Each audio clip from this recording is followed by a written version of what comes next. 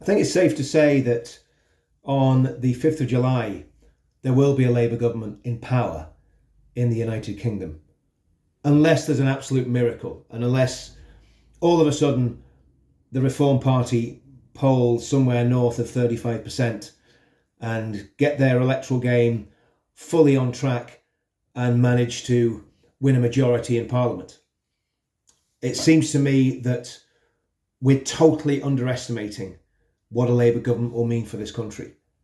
I believe it will be catastrophic for numerous reasons. I want to play you a video in a minute of Keir Starmer and Sadiq Khan, and listen very carefully to what they say, because if you're a person that loves freedom, if you love freedom of speech and you love democracy and you love freedom of religion, well, Keir and Khan have got a plan for you. Just watch this video.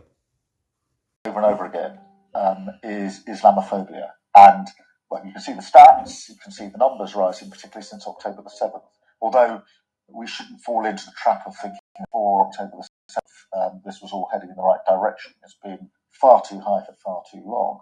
Clearly, we need to just say over and over again, Islamophobia is intolerable. It can never ever be justified, and we have to continue with a zero tolerance approach. And I think there's more we can do in government. There's certainly stuff online which I think needs tackling much more robustly than it is at the moment. What I'm hoping, Keir, is your experience as a prosecutor means you'll be thinking about the strategy we can use to make sure we take action against those who break the law. There's a massive impact on people and their lives, their feeling about being able to walk around their own communities, their streets, their places of work or whatever it may be. It is certainly not low level. It really, really impacts people. I've seen so many cases for myself.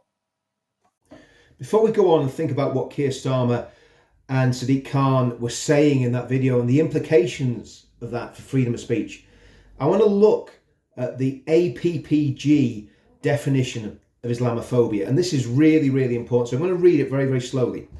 Islamophobia is rooted in racism and is a type of racism that targets expressions of Muslimness or perceived Muslimness. I'll read that again. Islamophobia is rooted in racism and is a type of racism that targets expressions of Muslimness or perceived Muslimness. Let's just unpack that very, very quickly and think about what that means. First of all, it's completely inaccurate as a statement, because Islam is a religion. I could become a Muslim. I never will, but I could.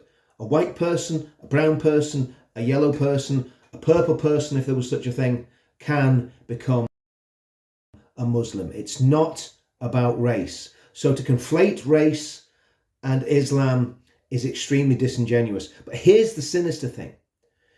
It talks about targeting expressions of Muslimness. What does that mean? And that's where it's deliberately vague and it becomes a catch-all. Does it mean, as a Christian, if I critique the religion of Islam, critique its source texts, criticize its founder, criticize its history, criticize its contemporary elements that have led to terrorism, if I do that, am I going to fall foul of these laws? I think it's highly likely. What this seems to me, this is an Islamic blasphemy law by the back door. That's what the Labour Party are pushing on us here. So what I want to do, I want to now look at what Keir Starmer actually said in that video. From the video, Keir Starmer said some very disturbing things. First of all, he said that the new definition of Islamophobia, which, as we've already seen, is a de facto Islamic blasphemy law. He says anyone that breaks that is intolerable. That means he can't bear them. They must be treated as complete pariahs. That's what intolerable means. He also said there should be zero tolerance. What does that mean? That we're going to have the police coming and kicking our doors in if we say something that breaks the new fatwa, that goes against what the religious police of Keir Starmer's new regime deemed to be Islamophobic. And then he said something else even more sinister. And he said this, he says, we can do more online. More can be done online. In other words, dissident voices, people that speak out against Islamism, Because let's be honest, conservative Islam and Islamism are very closely connected and in reality are the same thing. People are just using clever words to get around the fact that fundamentalist Islam and Islamism are exactly the same thing.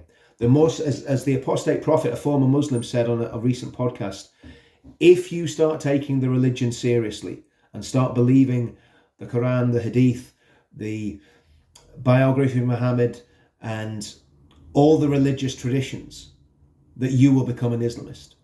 That's not what I'm saying. That's what a former Muslim has said that was involved in Islam. What happens to people like him? What happens to people like Mo Fayez, people like Hatun Tash, who are critiquing Islam and are standing against it, and they're ex-Muslims? What happens to Christian preachers like Bob the Builder, who are critiquing Islam at Speaker's Corner? We are in for an extremely rough time. What happens to Tommy Robinson? What happens to me? What happens to people like us who have never attacked Muslims as people? Because I've said this, and I genuinely mean this, the biggest victims of Islam are Muslims, especially Muslim women. And I mean that. And what I want to see is people come out from that religion and separate themselves from it and become Christians. That's what I want to see. That's always been my aim. And not to do that in a supremacist way, but just invite them to something that's better. Invite them from a lie to something that's true. But what happens when I say that Islam is Antichrist? That I say that I believe Islam's a satanic death cult? What happens to me under this new regime with its definition of Islamophobia and its zero tolerance? You see, if you're a radical Muslim and you want to silence someone like me, you're going to have a law that you can use to do that. And that's going to send a chill right the way through anybody that believes in freedom and loves freedom of speech. So this is very serious. This is, I think, the biggest threat to free speech since 2006, since the last time that radical Islamists, let's call them that, tried to impose a blasphemy law on the United Kingdom. We must stop Labour. We must stop Labour. And that brings me on to my final point in this. And it's a difficult point to make very, very quickly. But when I say we must stop Labour, that doesn't mean we just vote reform. It means we vote in whatever way will stop Labour. If you're going to go out and vote Labour, don't. And at the end of the day, I can't make you do one thing or another, but my advice is don't. If you love freedom and you love freedom of speech, do not vote for the Labour Party. If you're in a seat where you have a right-wing Conservative MP, this is my advice. If you've got a Suella Braverman, a Femi Badenoch, somebody who's a Brexiteer, somebody who loves freedom, vote for them. If you're in a Labour constituency and you have a chance of toppling a Labour MP, particularly if there's one where an Islamist is standing against that Labour MP, then go into that constituency and vote reform. Because the reality is the Labour Party must be stopped. The Labour Party is a very, very dangerous political party. And I know that sounds quite complicated, but what you've got to do when you're considering voting is vote on a constituency by constituency basis. For some people, reform might well be the answer. If you can get a reform MP, go for it. For other people, a right-wing Conservative might be the answer. And for other people, even voting for a very strong candidate that isn't Labour, anything to stop the Labour Party getting this mega majority. If you don't fear the mega majority, you're not paying attention, you're not seeing what their plans are, you're not understanding that what you're going to be voting in is a red, black and green alliance. Red for communism, black for Islamism, and green for the fanatical net zero zealots that want to take away your car, your freedom and your money. We must stop Labour. See you all soon.